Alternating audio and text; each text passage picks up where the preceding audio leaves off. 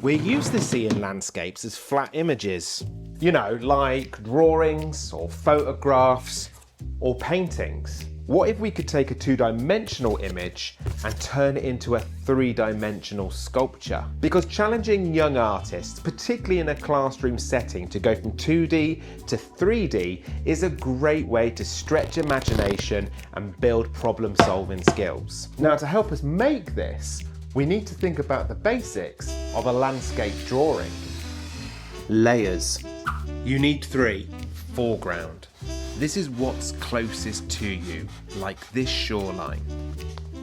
Midground, for things behind the foreground, like the sea or these mountains on the horizon.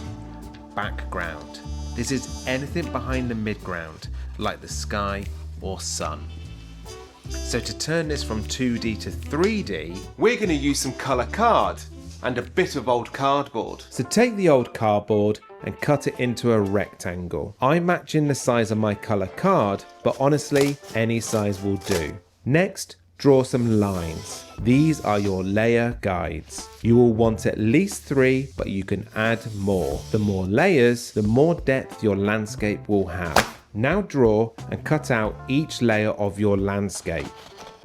Think about what you want in the foreground, the midground and the background, and how this will give your landscape a strong sense of perspective.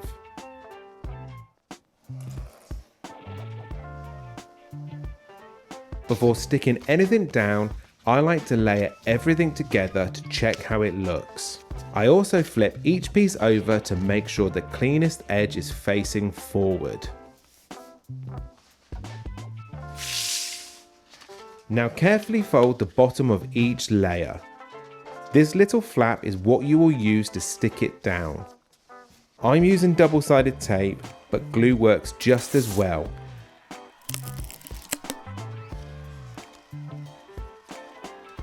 Then attach each layer one at a time.